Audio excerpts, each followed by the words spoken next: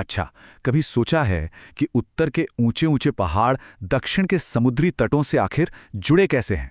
या ये जो नदियां हैं, ये सिर्फ पानी नहीं बल्कि पूरे देश की किस्मत बहाकर लाती हैं। तो चलिए आज निकलते हैं भारत के भूगोल की एक ऐसी ही रोमांचक यात्रा पर, जहां हम देखेंगे कि कैसे यहां की जमीन, पहाड़ और नदियां मिलकर एक अविश्वसनीय कहानी कहती हैं। तो चलिए सीधे आंकड़ों से शुरू करते हैं। भारत का कुल क्षेत्रफल है लगभग 3.28 मिलियन वर्ग किलोमीटर। सुनने में तो ये बहुत बड़ा लगता है ना? लेकिन दुनिया की कुल जमीन का ये सिर्फ 2.4% हिस्सा है। अब ये जो छोटा सा नंबर है ना, 2.4%, इसे जरा ध्यान में रखिएगा, क्योंकि जो अगला आंकड़ा है वो सच में चौंकाने वाला है। अब देखिए, उस महज 2.4% जमीन पर रहती है दुनिया की 17% आबादी। सोचिए, यही डेंसिटी, यही घनत्व भारत को एकदम असाधारण बना देता है। और हाँ, ये कोई नई नवेली जमीन नहीं है, ये तो उस प्राचीन गोंडवाना महाद्वीप का हिस्सा है जिसकी कहानी लाखों साल पुरानी है। तो आज की हमारी यात्रा का रोड मैप कुछ ऐसा रहेगा। पहले हम भारत के विशाल आकार को समझेंगे, फिर चलेंगे उत्तर में हिमालय की तरफ, वहां से उतरेंगे देश के दिल यानी मैदानों और पठारों में, फिर देखेंगे इसके किनारे यानी तट और रेगिस्तान, और आखिर में बात करेंगे उन जीवन रेखाओं की जो इस पूरे देश में जान डालते हैं। तो चलिए शुरू करते हैं अपनी यात्रा, और सबसे पहले समझते हैं भारत के विशाल आकार को। देखिए, ये जो सीमाएं हैं ना, ये सिर्फ नक्शे पर खींची हुई लकीरें नहीं हैं, ये तो वो जगहें हैं जहां कल्चर, इकोसिस्टम और इतिहास सब एक दूसरे से मिलते हैं। भारत की जो जमीनी सरहद है वो करीब 15,200 किलोमीटर लंबी है। अब जरा इस टेबल को देखिए। ज्यादातर लोगों को क्या लगता है कि हमारी सबसे लंबी सीमा या तो चीन से होगी या पाकिस्तान से, लेकिन नहीं, सबसे लंबी सीमा है बांग्लादेश के साथ, करीब 4,100 किलोमीटर। और सबसे छोटी वो है अफगानिस्तान के साथ, महज 106 किलोमीटर। अच्छा, तो जमीन की बात हो गई, अब चलते हैं समंदर की ओर। अगर हम अपने द्वीपों को भी मिला लें तो भारत की जो कोस्टलाइन है वो 7,500 किलोमीटर से भी ज्यादा लंबी है, और सदियों से यही तटरेखा हमारे व्यापार और कल्चर का गेटवे रही है, और हाँ, हमारे देश की सुरक्षा की पहली दीवार भी। चलिए अब रुक करते हैं उत्तर की ओर, दुनिया की छत की तरफ। देखिए, हिमालय सिर्फ पत्थर और बर्फ के पहाड़ नहीं है, ये एक युवा और एक्टिव माउंटेन रेंज है। मतलब ये आज भी ऊंची हो रही है, और यही है जो भारत के मौसम, यहाँ की नदियों और यहाँ तक के हमारी संस्कृति की किस्मत लिखती है। तो देखिए, हिमालय को हम 3 पैरेलल लेयर्स में समझ सकते हैं। सबसे ऊपर सबसे ऊंचा है हिमाद्री, जहाँ दुनिया की सबसे ऊंची चोटियां हैं। उसके नीचे आता है हिमाचल, जहाँ हमारे सारे खूबसूरत हिल स्टेशन बसे हैं, जैसे शिमला, मनाली। और फिर सबसे नीचे है शिवालिक, ये सबसे नई रेंज है जो नदियों के लाई हुई मिट्टी से बनी है। और हाँ, एक मजेदार बात बताऊं, दुनिया की जो दूसरी सबसे ऊंची चोटी है K2, वो टेक्निकली हिमालय में नहीं बल्कि उसके ठीक बगल वाली काराकोरम रेंज में है। अब इतने ऊंचे पहाड़ों के बीच ये जो दर्रे हैं, ये सिर्फ रास्ते नहीं हैं, ये हमारी स्ट्रैटेजी की लाइफ लाइन्स हैं। जैसे जोजिला पास श्रीनगर को लेह से जोड़ता है, तो खारदुंगला दुनिया के सबसे ऊंचे बैटलफील्ड सियाचिन का एंट्री गेट है। और सोचिए, जब भारी बर्फबारी की वजह से ये दर्रे महीनों तक बंद हो जाते हैं तो सिर्फ ट्रेड ही नहीं रुकता, हमारी आर्मी की मूवमेंट पर भी ब्रेक लग जाता है। तो चलिए अब पहाड़ों से नीचे उतरते हैं और भारत के दिल में एंट्री करते हैं। ये हैं हमारे उपजाऊ मैदान और प्राचीन पठार, जो इस देश की मजबूत नींव हैं। सच कहें तो यहीं पर पूरे भारत का पेट भरता है, और जमीन का जो सदियों पुराना इतिहास है वो साफ साफ दिखाई देता है। अब जरा सोचिए, एक नदी तेजी से पहाड़ों से नीचे उतर रही है, वो अपने साथ क्या लाएगी?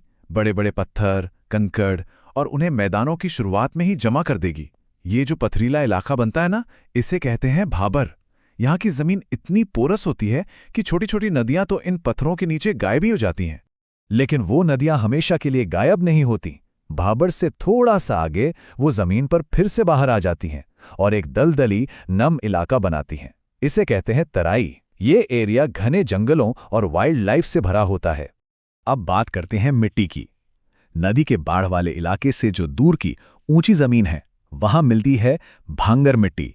ये पुरानी जलोढ़ मिट्टी है, तो ये थोड़ी कम उपजाऊ होती है। और फिर आती है असली सोने जैसी मिट्टी, खादर। ये नदी के एकदम किनारे वाली नई और ताज़ी मिट्टी है। जिसे नदी हर साल बाढ़ के साथ लाकर बिछा देती है। ये जबरदस्त उपजाऊ होती है और यही वजह है कि हमारे उत्तरी मैदान इतने हरे भरे और प्रोडक्टिव हैं। अच्छा, अब मैदानों से थोड़ा पूरब की ओर चलें तो हम पहुंचते हैं छोटा नागपुर के पठार पर। यहाँ कोयले और खनिजों का इतना इतना विशाल भंडार है कि इसे भारत का रूर कहते हैं। अब ये रूर क्या है? ये जर्मनी का वो इंडस्ट्रियल इलाका है जिसने एक तरह से पूरे यूरोप को पावर दी। ठीक उसी तरह ये पठार भारत की इंडस्ट्री की बैकबोन है। तो चलिए अब चलते हैं भारतीय प्रायद्वीप के किनारों की तरफ और देखते हैं वहां के अलग अलग नज़ारे, हलचल भरे तटों से लेकर सूखे रेगिस्तान और दूर दराज के द्वीपों तक। आपको पता है, भारत के दोनों समुद्री तट एक दूसरे से काफी अलग हैं। जो हमारा वेस्टर्न कोस्ट है वो संकरा और चट्टानी है, इसलिए यहां नदियां तेजी से सीधे समुद्र में मिल जाती हैं और एस्चुअरी बनाती हैं। दूसरी तरफ जो हमारा ईस्टर्न कोस्ट है वो चौड़ा और फ्लैट है, तो यहां नदियां धीमी हो जाती हैं, फैल जाती हैं और अपने साथ लाई मिट्टी से बड़े बड़े उपजाऊ डेल्टा बनाती हैं। ये जियोलॉजी का एक क्लासिक एग्जाम्पल है। अब जरा हमारे दो मेन आइलैंड ग्रुप्स को देखिए। दोनों की कहानी एकदम अलग है। अंडमान और निकोबार ये असल में समुद्र के नीचे से निकले ज्वालामुखी के टॉप हैं। भारत का इकलौता एक्टिव ज्वालामुखी भी यहीं पर है। और दूसरी तरफ है लक्षद्वीप, जिससे कोरल नाम के छोटे छोटे समुद्री जीवों ने अपने स्केलेटन से बनाया है। जरा सोचिए, एक बना है आग से तो दूसरा बना है जीवन से। कितना कमाल का कॉन्ट्रास्ट है। तो हमने जमीन देख ली, पहाड़ देख लिए, अब बात करते हैं उन डायनामिक सिस्टम्स की जो इस भूमि में जान डालते हैं, यानी हमारी नदियां, हमारा क्लाइमेट और वो बायोडाइवर्सिटी जिसे ये सपोर्ट करते हैं। सच में ये भारत की असली लाइफलाइंस हैं। पेनिनसुला की नदियों की कहानी भी बहुत दिलचस्प है। देखिए, नर्मदा और तापी जैसी नदियां रिफ्ट वैली से होकर तेजी से पश्चिम की तरफ बहती हैं और अरब सागर में मिल जाती हैं। वहीं दूसरी तरफ गोदावरी, कृष्णा जैसी बड़ी नदियां लंबा सफर तय करके पूरब की ओर जाती हैं और बंगाल की खाड़ी में बड़े बड़े डेल्टा बनाती हैं। लेकिन कुछ नदियां तो और भी कमाल की हैं, जैसे लूनी नदी जो समंदर तक पहुंच ही नहीं पाती, कच्छ के रण में ही खो जाती है, और माही नदी जो ट्रॉपिक ऑफ कैंसर को एक नहीं बल्कि 2 बार काटती है। और जाहिर है, इस अनोखे भूगोल ने अनोखे जीव जंतुओं को भी पनाह दी है, जिन्हें हमने अपने नेशनल पार्क्स में सहेज कर रखा है। जैसे गुजरात का गिर जो पूरी दुनिया में एशियाई शेरों का इकलौता घर है, या फिर असम का काजीरंगा जो एक सींग वाले गैंडे का गढ़ माना जाता है। और हाँ, जिम कॉर्बेट, वो हिस्टोरिक जगह जहां से हमारे देश में बाघों को बचाने का प्रोजेक्ट टाइगर लॉन्च हुआ था। लेकिन शायद सबसे ज्यादा हैरान करने वाला पार्क है मणिपुर का कीबुल लामजाओ। जरा सोच कर देखिए, ये दुनिया का इकलौता फ्लोटिंग यानी तैरता हुआ पार्क है। हाँ, ये पूरा का पूरा पार्क लोकटक झील पर तैर रहे वनस्पति के द्वीपों पर बसा है, जिन्हें फुमडी कहा जाता है ना ये एक नेचुरल वंडर।